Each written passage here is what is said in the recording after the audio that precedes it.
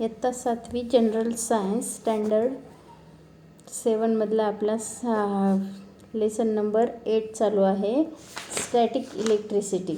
तर ह्याच्यामध्ये आपण काय पाहिलेलं होतं, तर इलेक्ट्रिक चार्ज. ह्याच्या आधीचे 2 लेक्चर आपण पाहिले होते. त्यानंतरचं आता आपला 3rd लेक्चर आहे. याच्यामध्ये आज आपल्याला पाहायचं आहे गोल्ड लीफ इलेक्ट्रोस्कोप. आता गोल्ड लीफ इलेक्ट्रोस्कोप म्हणजे काय, हे एक ॲपॅटस आहे. ह्याच्या साह्यानं आपण काय करतो, तर पहा इथं दिलेले तुम्हाला फिगर पहा. This is a simple device to detect the electric charge on and object. म्हणजे त्या ऑब्जेक्टवरती इलेक्ट्रिक चार्ज आहे का नाही हे पाहण्यासाठी हा डिव्हाइसचा वापर केलेला करतात. It consist of a copper rod which has a metal disc at the upper end and 2 thin gold leaves at the other end. म्हणजे काय असतं, ह्याच्यामध्ये एक कॉपर रॉड असतो आणि त्याच्यावरती त्या कॉपर रॉडच्या वर एक डिस्क असते, ती जी मेटलची असते आणि त्याला एक थीन असे 2 खालच्या बाजूला थीन असे गोल्डचे लीव्ज म्हणजे पानाच्या आकाराशी पातळ पत्रे असतात खालच्या टोकाला. The rod is placed in the bottle so that the disc is above the bottle. When an uncharged object is taken near the disc, the leaves remain closed. म्हणजे ज्यावेळेस अनचार्ज आपण एखादा ऑब्जेक्ट त्या डिस्कजवळ नेतो तेव्हा ते काय होतात, त्याची लीव्ज काय होतात, क्लोज होतात. When the charge object is taken near the disc, both the leaves are charge by the same electric charge and repel to each other. म्हणजे ज्यावेळेस चार्ज असलेला म्हणजे सेम इलेक्ट्रिक चार्ज असलेला एखादा ऑब्जेक्ट जर आपण त्याच्याजवळ नेला तर त्याची लीव्ज काय होतात, ती एकमेकांना दूर ढकलतात. म्हणजेच तिथं काय होतं, रिपल्शन आपल्याला पाहायला मिळतं. That is move away from each other or open up. When we touch the device with our hand the leaves collapse. म्हणजे ज्यावेळेस आपण आपल्या हातानं त्या डिस्कला काय करतो, स्पर्श करतो, हात लावतो, तेव्हा ती काय होतात, कोलॅप्स होतात. कशामुळे, because the charge in the leaves goes into the earth through our body. म्हणजे त्यामध्ये जो चार्ज आहे तो चार्ज कुठं गेला, आपल्या बॉडी थ्रू, आपल्या बॉडीमधून तो अर्थमध्ये पास झाला and the leaves get discharge. आणि ती पानं कशी झाले, डिस्चार्ज झाले. ओके, यानंतरचा आता पुढचा पॉईंट पाहायचा आहे आपल्याला. यावरनं तुम्हाला काय सांगता येईल, तर त्याच्यावरचा चार्ज कसा डिस्चार्ज करता येतं. इथं एक सायंटिस्ट दिला आहे, बेंजामिन फ्रँकलिन. यानं काय केलेलं आहे, तो त्याच्या मुलासोबत पतंग उडवत असताना त्यानं काय केलं, तर त्या पतंग उडवण्याचा एक प्रयोग केला आणि त्या पतंगाच्या जी रेशमी कापड आहे आणि देवदार लाकडाचं लाकूड वापरून आणि धातूची तार वापरून त्याने तो तयार केलेला होता. धातूची तार अशा प्रकारे जोडली होती की तिचे एक टोक पतंगाच्या वरच्या बाजूला तर दुसरे टोक पतंगाच्या दोरीला जोडले होते. ज्या दिवशी तो पतंग उडवत होता त्या दिवशी काय होतं, आकाशामध्ये एक वीज चमकत होत्या. मग पतंगाची तार त्या ढगांना स्पर्श करताच त्याच्यामधनं काय झाला, इलेक्ट्रिक चार्ज पास झाला आणि ढगातून तो पतंगावर काय झाला, ट्रान्सफर झाला. तेव्हा काय झालं, त्या पतंगाची जी सैल दोरी होती ती काय झाली, अशी टाईट झाली, स्ट्रेट झाली आणि हा जो त्यामधनं जो इलेक्ट्रिक चार्ज आहे तो त्या दोरीपासून जमिनीपर्यंत आणि जमिनीला दोरीचा स्पर्श होताच तिथं काय झालं, स्पार्किंग झालं. म्हणजेच तिथं ठिणगी पडल्यासारखी झाली. म्हणजेच तिथं काय झालं, इलेक्ट्रिक चार्ज डेव्हलप झाला. हे इथं सांगितलं तुम्हाला ग्रेट सायंटिस्टनं कसं शोधून काढलं. तर यानंतरचा पुढचा आपल्याला पॉईंट पाहायचा आहे ॲटमॉस्फेरिक इलेक्ट्रिक चार्ज. आता हे ॲटमॉस्फेरिक इलेक्ट्रिक चार्ज म्हणजे काय, पहा इथं एक फिगर दिलेली तुम्हाला. तर ह्याच्यामध्ये काय सांगितलं, we have experience clouds, thunder and lightning. Sometimes we hear or read that lightning struck a tree or a building and some people or animals were killed. How does this happen? How can we prevent such injury or death? म्हणजे आपण आकाशामध्ये ज्यावेळेस मेघगर्जना होते किंवा वीज चमकतात, ढग गडगडतात, याचा अनुभव आपण सगळ्यांनी घेतला होता. कधी कधी काय होते, ही वीज झाडावरती किंवा इमारतीवरती पडून तिथल्या लोकांचा किंवा जनावरांचा काय होतो, मृत्यू झालेला आपण वाचतो किंवा ऐकतो. मग हे असं घडतं कशामुळं घडून येतं, मग हे असं घडू नये म्हणून आपण काय उपाययोजना करू शकतो का.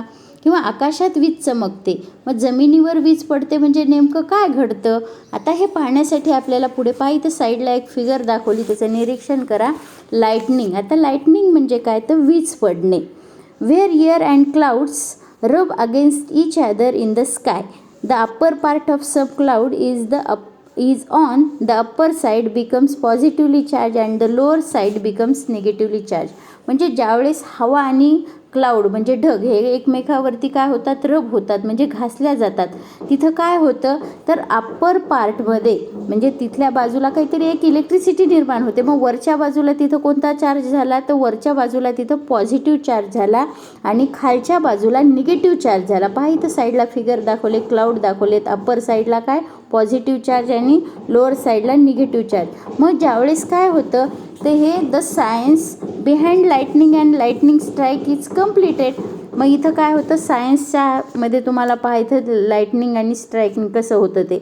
Late us therefore consider a cloud is in the sky with a negatively charged base above a plain ground. When the negative charge on the bottom of the cloud becomes much larger than the charge on the ground, it starts flowing towards the ground in stage. This happens very fast in much less than a second and heat, light and sound energy as produced along with the electric current.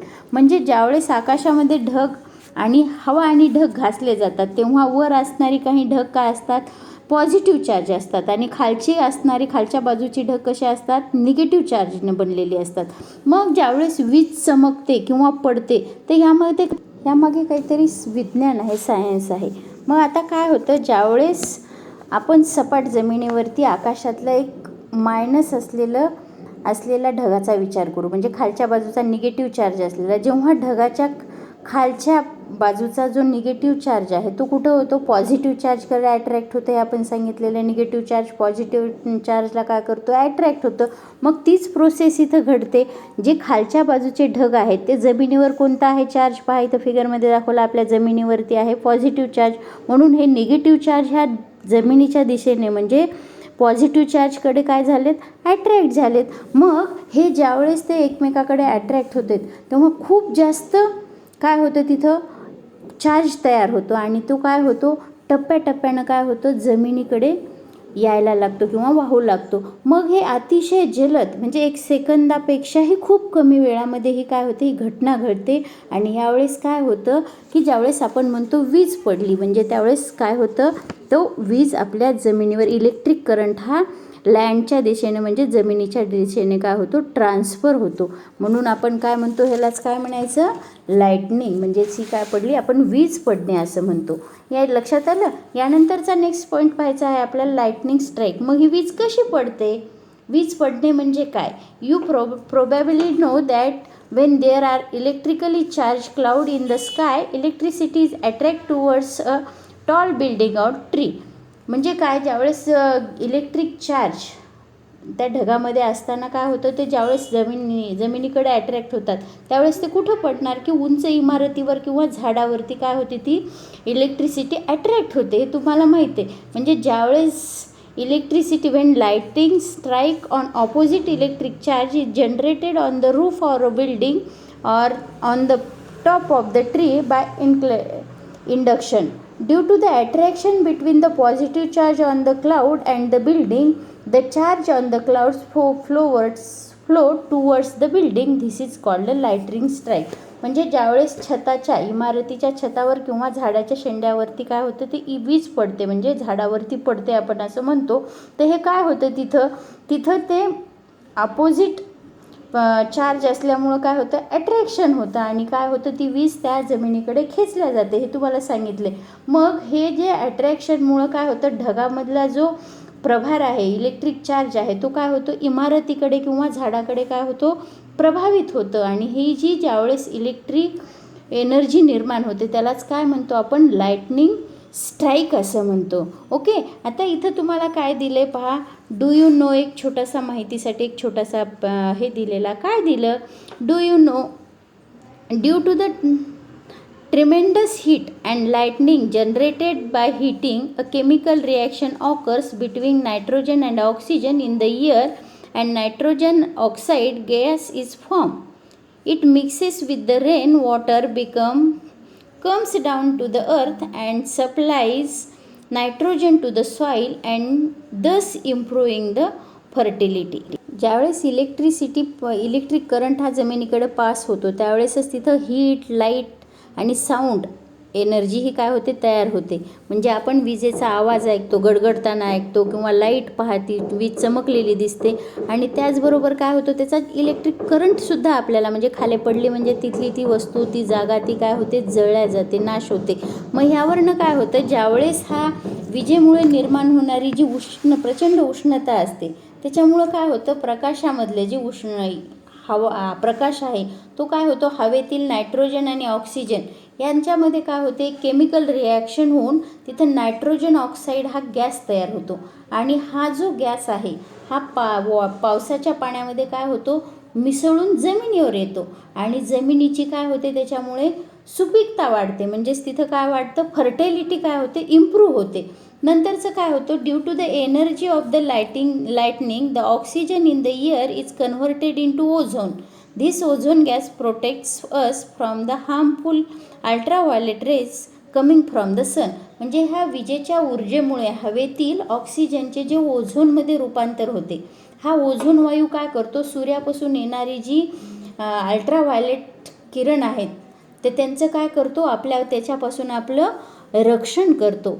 हे लक्षात माहिती आहे तुम्हाला, हे आपण शिकलेलो आहे आधी. आता इथं नंतरचा आपला नेक्स्ट पॉईंट आपल्याला पाहायचा आहे, तर लाइटनिंग कंडक्टर.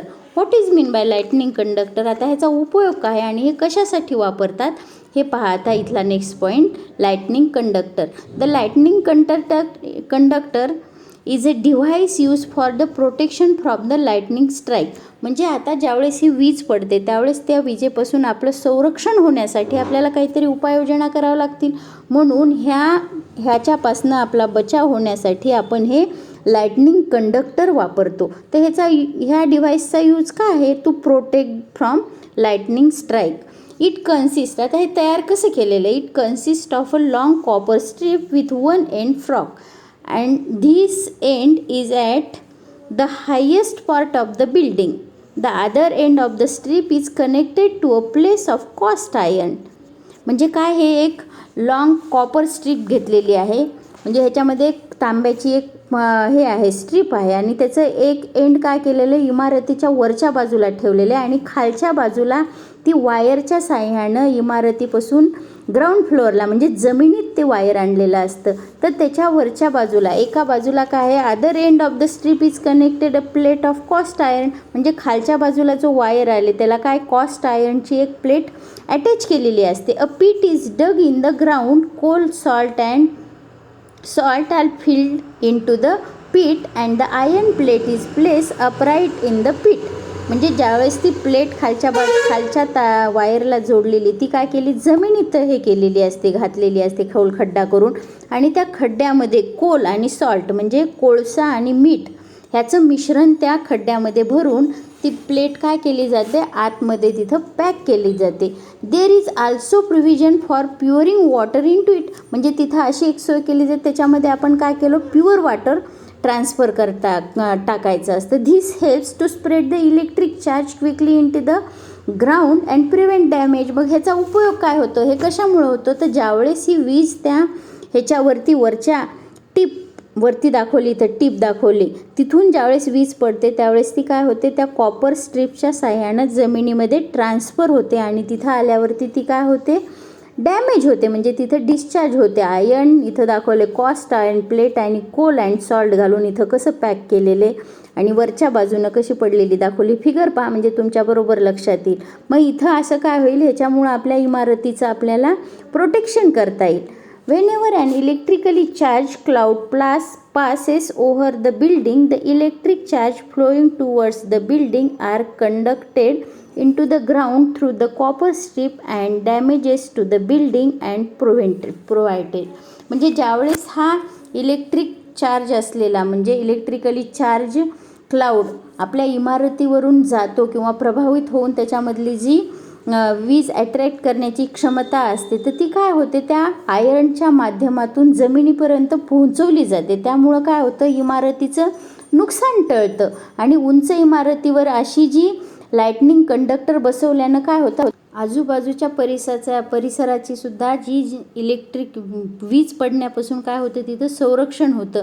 आणि ह्या लाइटनिंग कंडक्टरच्या ज्या आघातापासून म्हणजे त्याच्या ज्या ह्याच्यापासनं त्याचे जे साईड इफेक्ट आहेत त्याच्यापासून आपलं काय होतं, प्रोटेक्शन होतं, आपला बचाव कसा करायचा याची माहिती आपल्याला ह्या लेसनमध्ये इथं दिलेली लाईटनिंग कंडक्टर. आता हा लक्षात आला का तुमच्या लाईटनिंग कंडक्टर म्हणजे काय, ते कशासाठी बसवतात.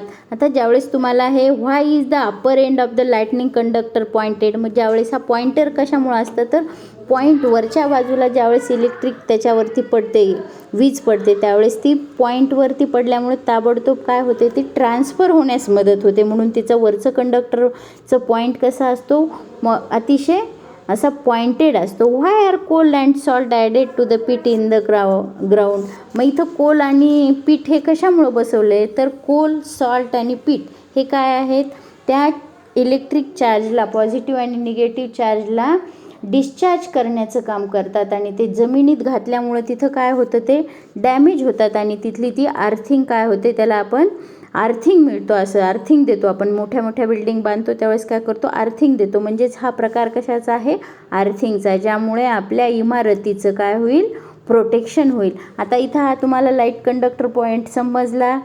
तर इथं आपला लेसन नंबर 8 स्टॅटिक इलेक्ट्रिसिटी हा आपला कंप्लीट झालेला आहे. आता एकदा तुम्ही तिन्ही व्हिडिओ व्यवस्थित पहा, म्हणजे तुमचे पॉईंट सगळे क्लिअर होतील. Okay, bye.